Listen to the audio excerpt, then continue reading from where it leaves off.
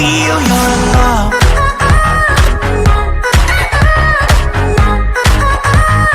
I just wanna feel your love. Fala 701, tudo bom? Hoje a gente vai continuar, agora a gente vai ver principais forças que existem, tá? Não existe uma força só, existem vários tipos, a força elástica, a força gravitacional, força magnética, tá? Todas elas explicadas pelas leis de Newton.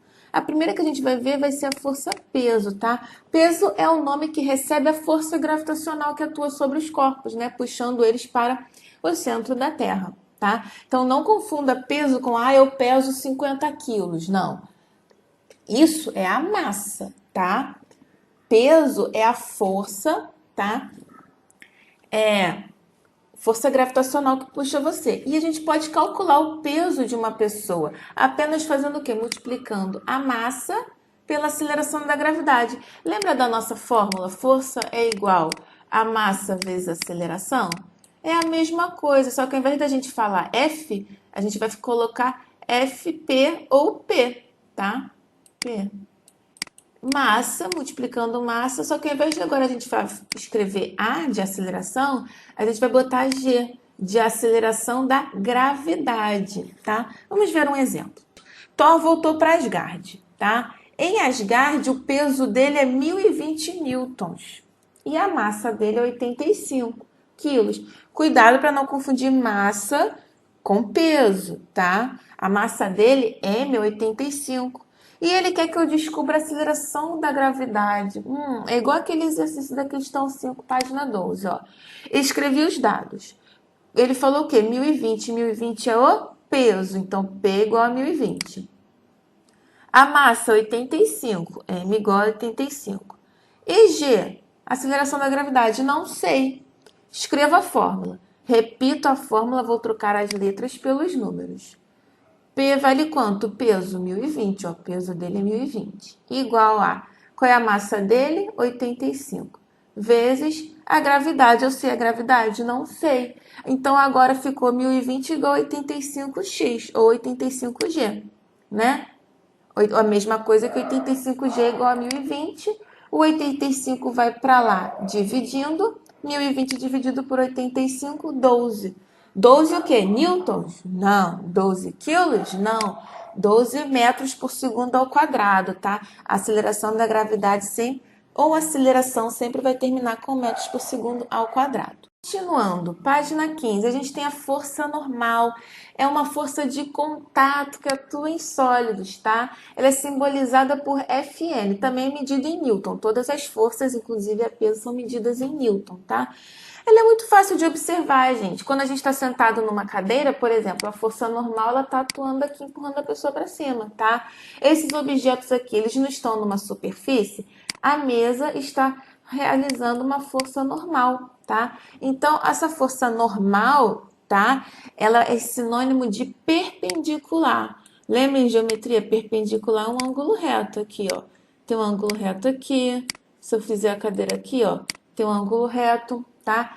Então, a força normal é uma força que a superfície, né, é uma força, né, que a superfície realiza, tá? E ela é sempre perpendicular à superfície, tá? A gente tem a força de atrito, que também é uma força de contato que ela resiste ao movimento, tá? Por que a gente, quando anda, a gente não sai escorregando? Porque existe atrito entre o pé e o chão.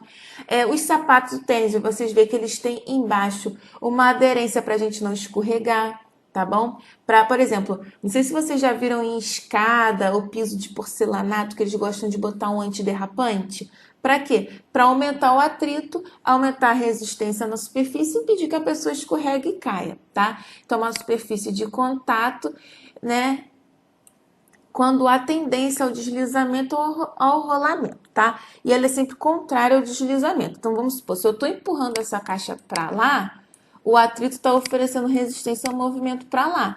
Quanto maior o atrito, mais dificuldade eu vou ter de arrastar essa mesa ou essa caixa, né? O atrito pode ser cinético em situações em que há movimento, quando um corpo está deslizando sobre o outro, igual aqui, né? A caixa está deslizando sobre o chão. E eu tenho atrito estático, quando as superfícies dos corpos elas não deslizam entre si. Por exemplo, a caixa não está deslizando com o chão, por quê? Porque tem aqui essas estruturas aqui com rodinha, tá? Que tá girando sem deslizar, tá? Tá girando, não está deslizando, tá? Eu posso calcular o atrito? Pode, tá? Lembra, força não é igual a massa vezes aceleração? Tá? Pode. Só que aqui eu também tenho uma outra fórmula de calcular o atrito. Eu vou multiplicar a força normal que a superfície está fazendo vezes o coeficiente de atrito. Esse coeficiente de atrito depende. Por exemplo, o cimento tem um coeficiente de atrito de 1, né? Quando o atrito é estático, você está deslizando, ou atrito cinético, 0,8. De um jeito ou de outro, esse coeficiente de atrito, gente, ele vai ser informado no exercício, tá bom? Então, como eu descubro a força de atrito, multiplico a força normal pelo coeficiente de atrito. A força elástica, né? A força elástica, ela sempre vai surgir quando existe um objeto elástico, pode ser uma mola, ou um elástico propriamente dito, quando você flexiona, estica, comprime ele, tá bom? Como é que você calcula a força elástica? Você vai multiplicar o coeficiente de elasticidade. O que é isso?